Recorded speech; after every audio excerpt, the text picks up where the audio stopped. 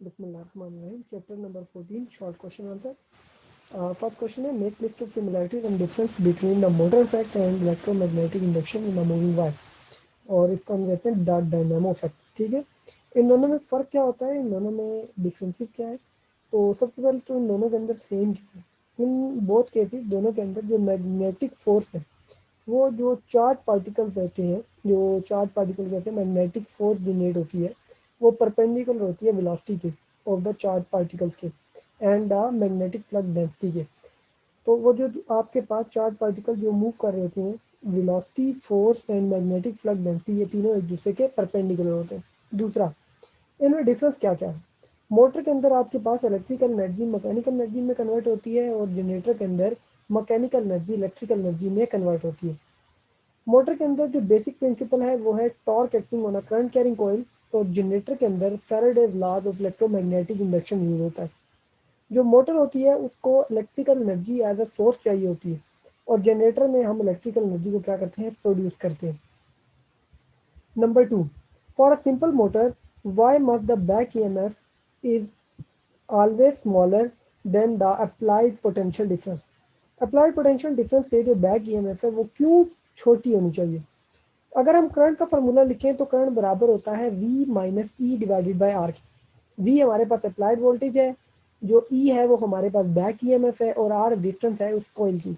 अगर E और V दोनों बराबर हो जाए तो हमारे पास करंट जीरो हो जाएगा, और अगर करंट जीरो हो जाएगा तो टॉर्क जो है वो भी जीरो हो जाएगा.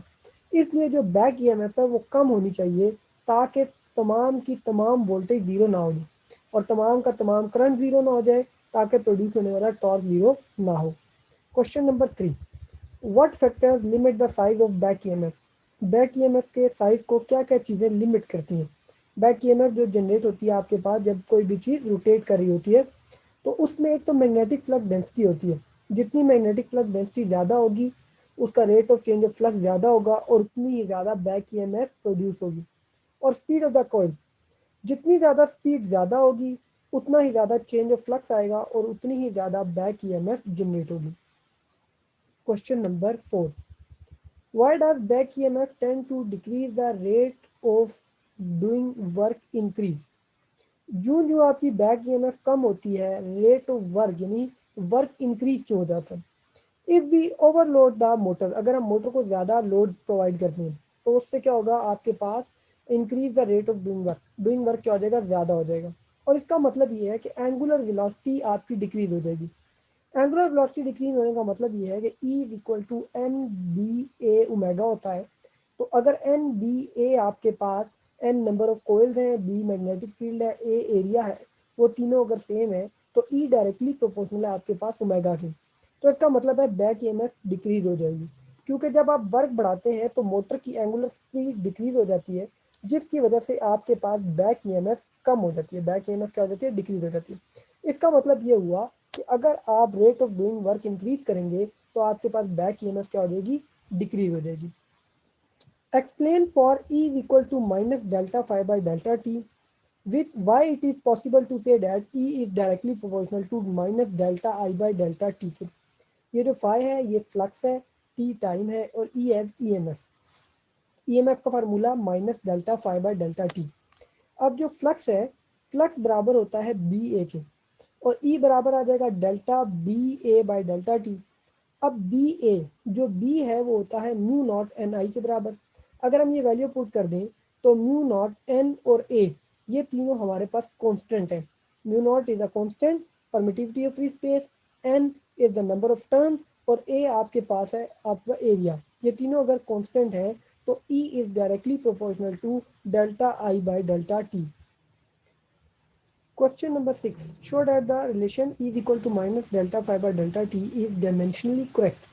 तो E बराबर होता है W बाई Q के, और वो बराबर होता है इक्वल टू W की यूनिट जाउल और Q की यूनिट एम्पेयर सेकेंड. Q की यूनिट या तो कूलम लिख सकते हैं आप या एम्पेयर सेकेंड लिख सकते हैं, दोनों में पुट कर दें. जाउल की अगर आप डायमेंशन लिखें तो ml square T minus 2 divided by ampere की A और सेकेंड की T. तो इसको सॉल्व करें तो ml square T minus 3 A minus 1.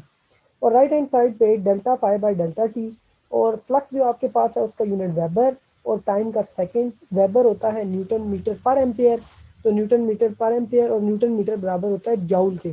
तो इन सब की जब डायमेंशन आप निकालें, जाउल की ml² t-2, एम्पेयर की a ही रहेगी और टाइम की t, तो इसका सेम रिजल्ट आएगा ml² t-3a-1। ओके जी, question number 7, give the formula for the flux linkage in terms of angular orientation. अगर हम एक कॉइल लेते हैं जिसका क्रॉस सेक्शन a के बराबर है और नंबर ऑफ टर्न्स n है और magnetic field of density b है, तो जो उसका फ्लक्स लिंकेज है वो बराबर है n फाई के, और फाई जो बराबर है वो b डॉट a के बराबर है, तो b a कॉस थीटा, तो ये हमारे पास आ जाएगा in the form of angular orientation theta की फॉर्म के अंदर। हमारे पास फार्मूला बन जाएगा flux linkage is equal to m b a cos theta. Question number 8 है आपके पास, explain the eddy current in terms of Lenz's law. Lenz's law की टर्म में आपने एडी करंट को एक्सप्लेन करना है।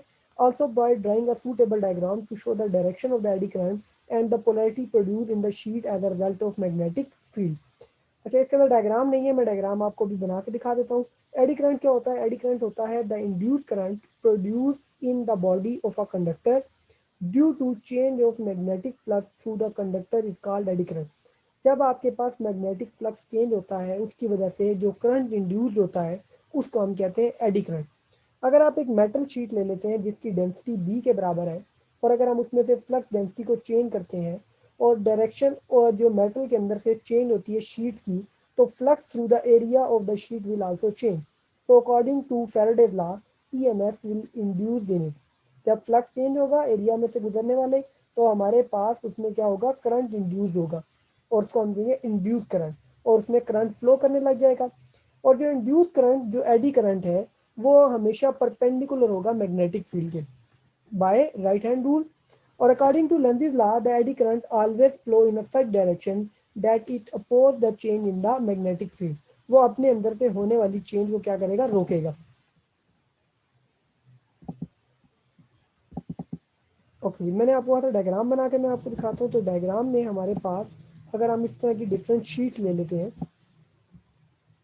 तो इन डिफरेंट शीट में से जब आपके पास फ्लक्स चेंज होगा तो इनके अंदर जनरेट होंगे करंट, एडी करंट। इनके अंदर एडी करंट क्या हो जाएंगे? जनरेट हो जाएंगे, जिनकी डायरेक्शन कुछ नहीं है, जो आपके पास फ्लक्स के परपेंडिकुलर आएंगे, फ्लक्स के परपेंडिकुलर।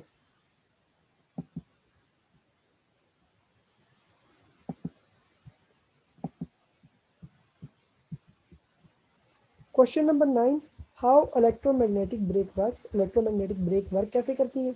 इलेक्ट्रोमैग्नेटिक जो ब्रेक है वो जब हम ब्रेक अप्लाई करते हैं तो इलेक्ट्रॉनिक और मैग्नेटिक पावर को यूज करती है। इनका जो प्रिंसिपल है वो इलेक्ट्रोमैग्नेटिज्म है, और इसका फायदा ये होता है कि आपके पास लेस फ्रिक्शन होती है इसके अंदर, और इसकी वजह से जो हमारे पास लाइफ स्पैन ब्रेक का जो कम होता है उसको हम बढ़ा सकते हैं, और इसकी रिलायबिलिटी भी ज़्यादा होती है क्योंकि इसके अंदर कोई भी फ्रिक्शन नहीं होती, और इसमें जो ब्रेक्स होती हैं वो इजीली आप उसको उसकी जो पावर है उसको इंक्रीज या डिक्रीज कर सकते हैं। आप इलेक्ट्रोमैग्नेटिक ब्रेक को काम कैसे कराते हैं? एक मैग्नेटिक फ्लक्स है उसको पास किया जाता है रोटेशन के परपेंडिकुलर, रोटेशन के परपेंडिकुलर, तो एडी करंट जनरेट होते हैं। Eddy current opposite to the direction of the जो आपने फील्ड अप्लाई किया उसके ऑपोजिट जनरेट होते हैं, जिसकी वजह से वो टायर को रोटेट करने से रोकते हैं, और टायर को रोटेट करने से रोकने की वजह से टायर आपका स्लो डाउन हो जाता है। Electromagnetic braking means apply brakes using electric and magnetic power. Here we use the principle of electromagnetism to achieve frictionless braking. This tends to increase the lifespan and reliability of braking since no friction leads to less wearing out of brakes. To make electromagnetic brake work, a magnetic flux when passed in a direction perpendicular to the rotation direction of the wheel, we see eddy current produced in a direction opposite to the rotation of the wheel. This creates an opposing force to the wheel rotation and in turn slow down the wheel. Question number 10.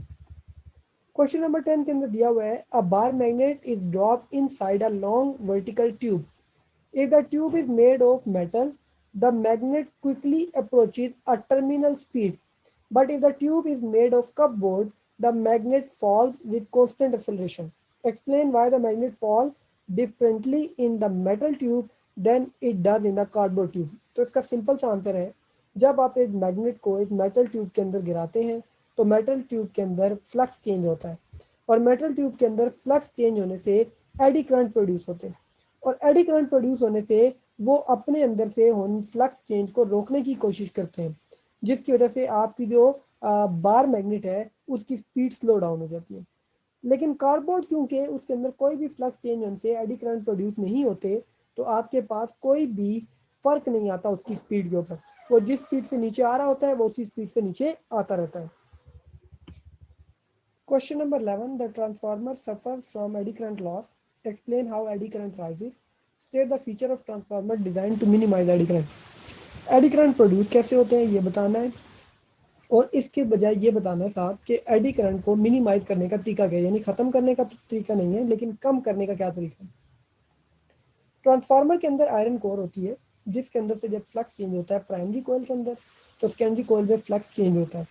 अब हमारे पास जो अगर कोयल के अंदर primary या secondary के अंदर flux change हो रहा है, तो वहाँ पर उस कोर के अंदर आपके पास जनरेट हो रहे हैं एडी करंट, तो इस वजह से वहाँ पे एडी करंट क्या होते हैं, प्रोड्यूस होते हैं, जो ना कि सिर्फ और सिर्फ आपके पास ट्रांसफार्मर को हीट अप करते हैं, जबकि एनर्जी लॉस का भी बाइस बनते हैं।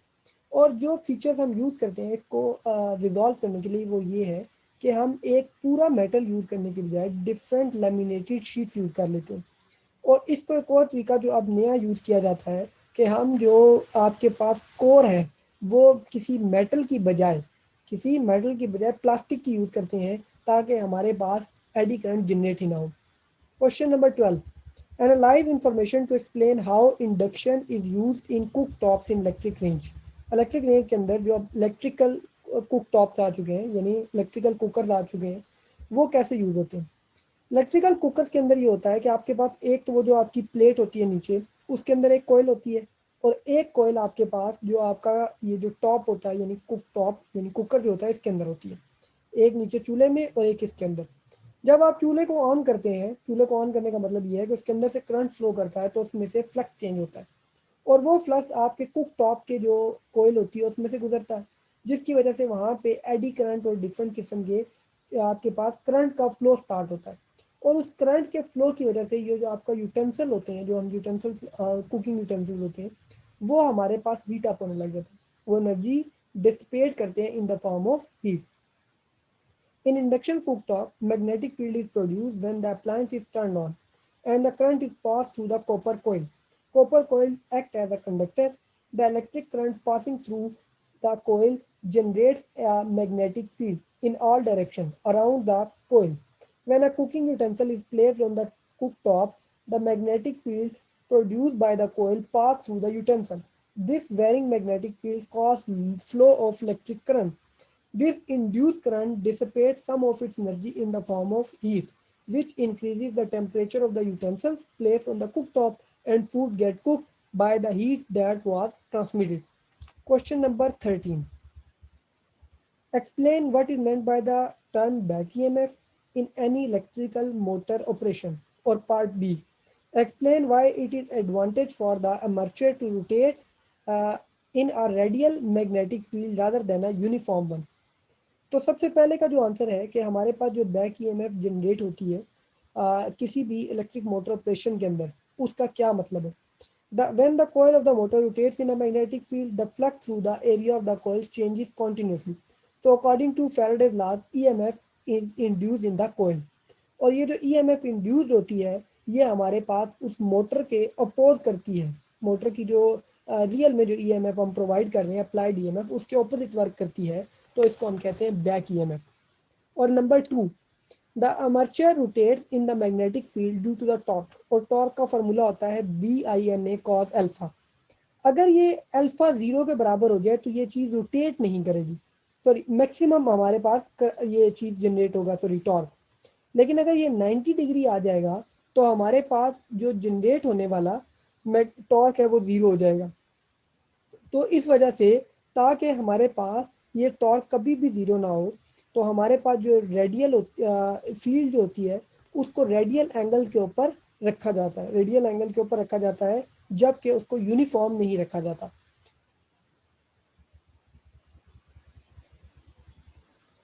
If the armature rotating freely Then explain in terms of electromagnetic principle why the current in the armature progressively decreases as the angular velocity of the armature increases.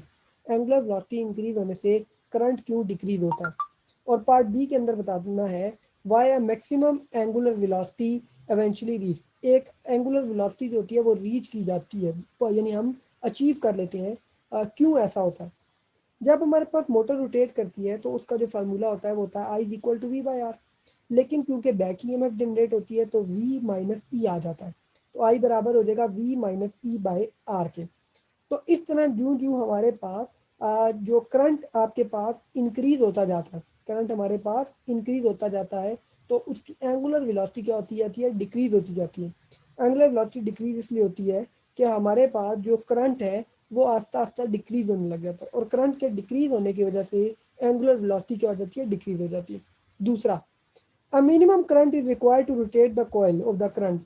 The back EMF is maximum when it is given by E maximum बराबर होती है N B A omega की, और अगर हम omega निकालना चाहें तो E maximum by N B A आ जाएगा। इस इक्वेशन से हमारे पास तमाम जो आपके पास फैक्टर्स हैं, ई मैक्सिमम जो मैक्सिमम अचीव होगा, एन भी कांस्टेंट है, बी भी कांस्टेंट है, ए भी कांस्टेंट है, तो एंगुलर वेलोसिटी का जो रिजल्ट आएगा वो कांस्टेंट आ जाएगा। तो उसके बाद आपके पास एंगुलर वेलोसिटी और इंक्रीज नहीं होगी। Question number 15, transformer coil can be made from a variety of material. What are the main features that you would require of material to make a good transformer core? Suggest how well each of the following material would perform: iron, solid, soft iron, laminated soft iron या aluminium। Iron core को बनाने के लिए सबसे पहले तो ये देखा जाए कि वो सॉफ्ट मैग्नेटिक मटेरियल होना चाहिए, उसका हिस्टैरिसीस लूप एरिया कम से कम होना चाहिए ताकि मैग्नेटाइजेशन और डीमैग्नेटाइजेशन में कम से कम एनर्जी लॉस हो। और जो कोर है वो लेमिनेटेड आयरन शीट्स की बनाई जाए ताकि उसमें एडी करंट लॉस कम से कम हो। प्राइमरी और सेकेंडरी कोयल जो है उन दोनों की रेजिस्टेंस कम से कम होनी चाहिए, और प्राइमरी और secondary coil are tightly coupled to reduce the power loss due to flux linkage से ताकि लॉस कम हो। जो लेमिनेटेड सॉफ्ट आयरन होता है वो बेस्ट मटेरियल है क्योंकि उसमें आपके पास एडी करंट भी कम से कम होते हैं और स्टैटिक लॉस भी कम से कम होते हैं। Current is increasing in magnitude from A to B as shown in figure. What is the direction of induced current if any in the loop? तो ये जो डायग्राम है ये आपकी बुक में बनी हुई है। इसमें एक आपके पास गोल सर्कल है और सर्कल में आपके पास A to B आपके पास करंट फ्लो की डायरेक्शन बताइए। जब हमारे पास करंट A से B की तरफ मूव करेगा then the magnetic field of the wire will be anti-clockwise and points outward from the area of the loop।